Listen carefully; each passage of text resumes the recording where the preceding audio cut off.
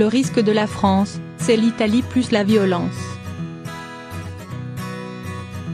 Interrogé sur la possibilité de transformation du mouvement des Gilets jaunes en une force politique anti-système telle que le mouvement 5 étoiles en Italie, le ministre de l'Action et des Comptes publics Gérald Darmanin met en garde contre le risque de désunion nationale et un scénario à l'italienne, dans un entretien au Figaro à paraître vendredi 7 décembre.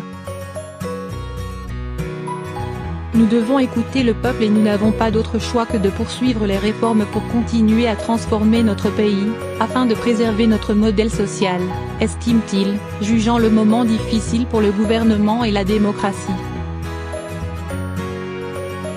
Selon lui, cette crise est le fruit de 30 ans d'inégalité territoriale et sociale. Elle ne traduit pas seulement un ras-le-bol fiscal, mais elle est aussi identitaire.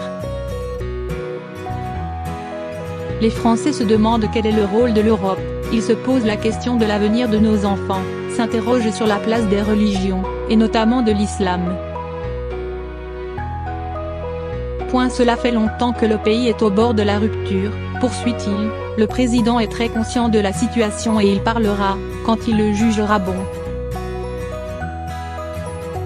Darmanin appelle l'exécutif à plus d'humilité. Mais quelle est l'alternative à Emmanuel Macron ? Marion Maréchal ou Jean-Luc Mélenchon ?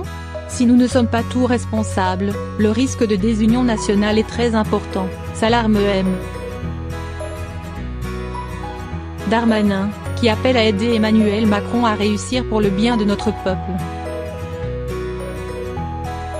Néanmoins, la majorité et le gouvernement gagneraient à être plus humbles, concède-t-il, tout en appelant l'opposition à être plus responsable, notamment au nom du respect des institutions.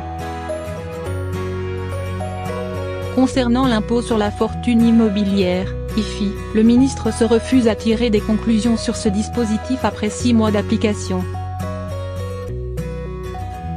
Estimant, en revanche, que l'impôt de solidarité sur la fortune, ISF, a contribué à empêcher, économie de croître, du fait de l'évasion fiscale, Gérald Darmanin se refuse à taxer de nouveau plus le capital, qui crée le travail, pour satisfaire le ressentiment de certains.